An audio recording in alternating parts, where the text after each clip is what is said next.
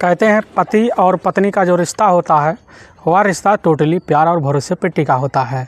जिस दिन भरोसा टूटता है उसी दिन से परिवार में कलह भी शुरू हो जाता है। आज के घटना में सेम ऐसा हुआ है, जिसी वजह से एक बच्ची इस दुनिया को छोड़कर काफ़ी बेरहम तरीके से चली भी जाती है। और जब लोगों के सामने सच्चाई निकल के आता है तो इसे सुनने के बाद हर कोई हैरान और परेशान भी हो जाता है। आज के घटना में क्या था, आज के घटना में क्या हुआ, इस घटना की आप पूरी सच्चाई जानने के लिए इस वीडियो को आप लास्ट तक ज़रूर देखिएगा। नमस्कार दोस्तों, मैं प्रदीप कुमार आपको इस टेढ़ी बात चैनल पे मैं स्वागत करता हूं। दोस्तों आज की यह जो सच्ची घटना है, यह घटना है उत्तर प्रदेश। उत्तर प्रदेश का एक जाना माना शहर पड़ता है फिरोजाबाद, और ठीक उसी का थाना लगता है पचखोरा, और ठीक उसी का एक गांव पड़ता है जारखी गांव। वहीं के रहने वाले होते हैं नहने सिंह, उनकी पत्नी होती है मीरावती। टोटल उनके 5 बच्चे भी होते हैं, जिसमें बड़ी लड़की का नाम होता है गीता और दूसरे लड़के का नाम होता है रवि, और साथ में तीसरे और चौथे बच्ची का नाम होता है कंचन और एक का नाम होता है शिवानी, और साथ में सबसे छोटी बच्ची होती है। यानी कि इनका जो परिवार होता है नहने सिंह का काफ़ी खुशी परिवार होता है, काफ़ी सुखमय परिवार होता है। नहने सिंह की जो बड़ी बेटी होती हैं गीता की शादी आज से कई साल पहले भी हो गई थी, लेकिन छोटी बेटियां जो थी साथ में कंचन और शिवानी की जो शादी थी ठीक 29 जून 2020 को ही दोनों का एक ही मंडप में तय कर दिया गया था। दोनों की तैयारी भी शादी की अच्छी खासी चल भी रही होती है। काफ़ी अच्छे से इनका घर का परिवार का जो खर्चा होता है वह नहने सिंह की एक सब्जी की दुकान की बदौलत भी चलता था, और इसी बदौलत अपनी दोनों बेटियों का शादी कराने का भी निर्णय भी ले लेते हैं। तभी मैं बात कर रहा हूँ 15 मई 2020 का दिन होता है। वही एकदम भोर का टाइम होता है, तो नहने सिंह जो होते हैं अपनी सब्ज़ी के लिए कुछ सब्जियां लेने के लिए जो होता है अपने पास के मंडी टूडला जाते हैं। वहां जाकर अपना जो होता है सब्ज़ी भी ले आते हैं। ले आने के बाद जैसे ही सुबह के टाइम 7 बजे घर पहुंचते हैं, तो पहुंचने के बाद नीचे अपना जो होता है बोरिया उतार देते हैं। उतारने के बाद तुरंत ही अपने परिवारों से मिलना शुरू कर देते हैं। तो पता चलता अभी तक कंचन सो के नहीं उठी, लेकिन रोज़ का कंचन का आदत होता कि सबसे पहले सो के उठ जाती, घर का झाड़ू पोछा जो करती थी काफ़ी अच्छे तरीके से करती थी। लेकिन तभी जब कंचन नहीं उठती है तो नहने सिंह काफ़ी ज़्यादा हताश हो जाते हैं कि अभी तक कंचन उठी क्यों नहीं। रवि आता है, रवि जो है तुरंत ही कंचन को आवाज़ लगाता है, लेकिन कंचन नहीं उठी है। तो उसी बीच जो होती है कंचन की जो माँ होती है और साथ में उसके पिता और भाई दोनों पहले फ्लोर पे पहुंच जाते हैं। वहाँ पर कंचन को जो होता है छत पर ही जगाने की कोशिश करते हैं, और जैसे ही जगाने की कोशिश करते हैं पता चलता है वह दुपट्टा ओढ़ की सोई हुई है। उसको खींचते हैं तो देखते हैं उसका जो होता है आँख मूंदा हुआ है, सांसें बंद है। उसको इधर उधर डुलाते हैं, तभी पता चल जाता है कि जो है कंचन की तो मौत हो गई है। काफ़ी सहम से जाते हैं नहने सिंह, सोचने लग जाते हैं आखिर यह सब कैसे हो गया। तुरंत वहीं पर जोर से दहाड़े मारकर चिल्लाने चीखना शुरू कर देते हैं।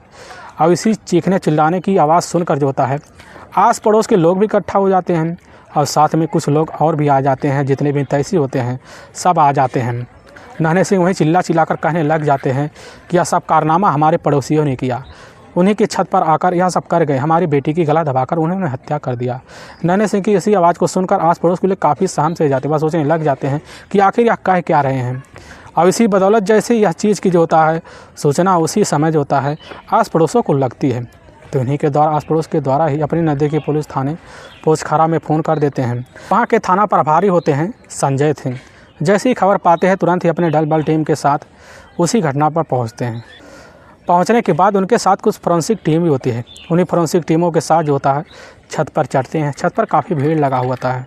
संजय सिंह भीड़ को हटाते हैं और उस चारपाई के पास पहुँचते हैं, तो देखते हैं कंचन काफ़ी बेसुध अवस्था में लोटी हुई है। उसको भी थाना प्रभारी जगाते हैं, लेकिन वहाँ उसकी नींद नहीं खुलती। जब नहीं खुलती तो समझ जाते हैं कि इसकी तो मौत हो चुकी है। तो उसी समय संजय सिंह इस मामले को काफ़ी गंभीर से समझते हैं। फोरेंसिक टीमें भी आ जाती हैं। आने के बाद जो होता है संजय सिंह के साथ अपना काम भी करना शुरू कर देती हैं। तभी संजय सिंह पूछने लग जाते हैं रवि से कि आखिर यह सब कैसे हुआ है। तो रवि बताने लग जाता है कि साहब जी हम लोग शाम को जो होता है आराम से खा पी के सो रहे होते हैं, लेकिन उसी समय हमारी नींद खुल जाती है क्योंकि पास में पड़ोस में ही एक बच्ची को एक सांप ने डस लिया था, जिसकी वजह से हम वहीं पर चले गए थे। लेकिन काफ़ी रात हो गया था, लगभग 12 बजे जब आए तो छत पर भी हम भी सोने के लिए चले गए थे।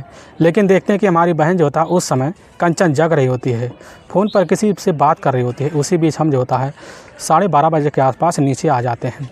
लेकिन जैसे हमारे कानों में सुबह यह आवाज़ पहुंचती है, तुरंत ही अपने परिवार के साथ हम भी ऊपर पहुंच जाते हैं।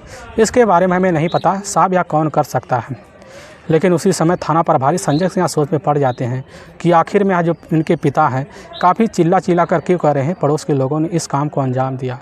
तो पुलिस की टीम जो थी अब नन्हे सिंह से पूछने लग जाती है कि तुम्हें किस बिना पर शक है कि यह काम उन्होंने लोगों ने किया है। नन्हे सिंह कहने लग जाते हैं कि साहब जी हमें पूरा विश्वास है कि हमारे पड़ोस के लोगों ने किया, क्योंकि हमारी बेटी की शादी से आए दिन वह उनका जलना फिरना चालू रहता था। इसी वजह से हमें पूरा विश्वास है यह सब कारनामा उन्हीं लोगों ने किया है। अब पुलिस की टीम जो होती है नन्हे सिंह के ही तहरीर पर जो होता है उसी समय पड़ोसियों के विरुद्ध हत्या का मुकदमा दर्ज कर लेती हैं। करने के बाद इस केस की छानबीन करने के लिए सबसे पहले जो होता कंचन के बॉडी को अपने सरकारी अस्पताल में पोस्टमार्टम के लिए भिजवा देती है। पुलिस दूसरे दिन भी इस केस की छानबीन करना भी शुरू कर देती है और करने भी लगती है। तभी पुलिस का जो निगाह होता है वह जाकर पड़ोसियों के ऊपर टिक जाता है, क्योंकि नन्हे के कहने पर पड़ोसियों के विरुद्ध मुकदमा दर्ज किया गया था। इसीलिए पुलिस की जो टीम होती है वह जाकर पड़ोसियों से ही काफ़ी बारीकी से उनके घर से पूछताछ शुरू कर देती है। लेकिन पड़ोसी वाले कह बैठते हैं कि साहब ऐसा कौन सा पड़ोसी नहीं है जो हर दूसरे को देख के नहीं जलता है, इतनी बड़ा रंजिश नहीं हमारा सकता हम किसी की जान भी ले सके।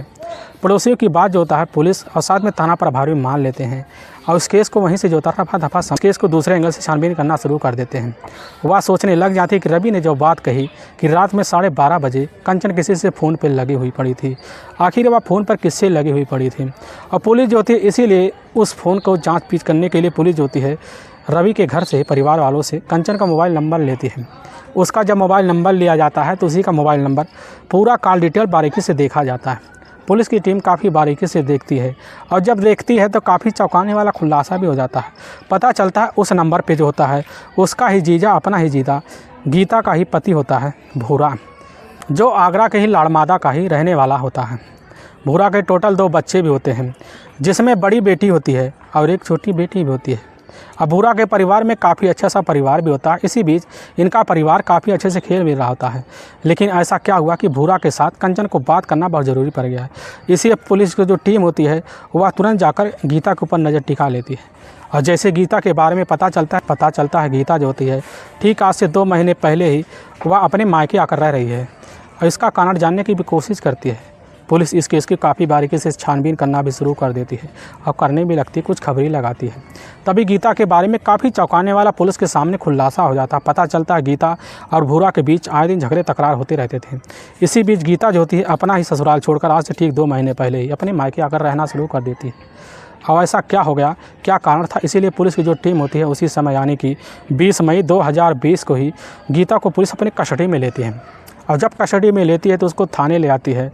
ले आने के बाद पुलिस जो होती है उसी से गीता के सामने जो होता है वही भूरा और साथ में कंचन का मोबाइल नंबर का पूरा कॉल डिटेल दिखा देती है। और इसी बिना पर पुलिस की जो टीम होती है जैसे ही गीता का मुंह लखने लगती है तो गीता का चेहरा जो होता है पूरी तरह से उजड़ गया होता है। और इसी बिना पुलिस जब पुलिसिया अपने अंदाज में आती है तो गीता पुलिस के सामने जल्द से जल्द वह जो होता है अपनी ही बहन कंचन की हत्या का जुर्म जो कबूल करती है।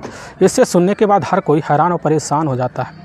असल में गीता और भूरा की शादी आज से लगभग ठीक 8 साल पहले हुआ था। गीता का जो पति होता है भूरा अपने ही पास के इलाके में जाकर दिहाड़ी मजदूरी भी करता है। इसकी वजह से उसका जो होता है घर परिवार पूरी अच्छी तरह चलता होता है। गीता देखने में काफ़ी खूबसूरत भी होती है, काफ़ी अच्छी भी होती है। गीता का पति भूरा अपने परिवार के बेहतर परिवेश के लिए जो होता है गीता को काफ़ी अच्छी शिक्षा भी देने लगता है, देने की कोशिश भी करता है और ले भी लेती है। तभी इसी बीच कुछ वक्त बीतता है। बीतने के बाद लगभग 7 साल के वक्त में जो होता है गीता के टोटल 2 बच्चे भी होते हैं।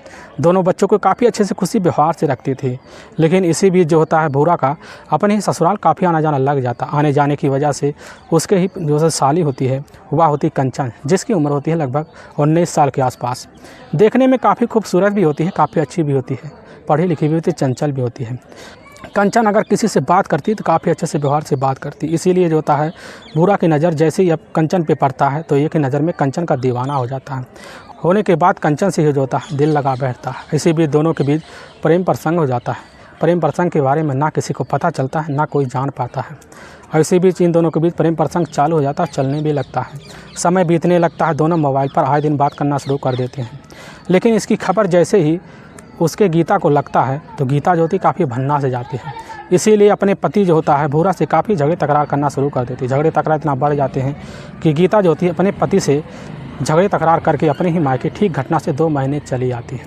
आने के बाद वहीं पर रहना शुरू कर देती है और रहने के बाद अपनी बहन को देखती है कि कंचन दिन भर मोबाइल पर व्यस्त रहती है और इसीलिए मोबाइल की ताक में बैठी रहती है गीता।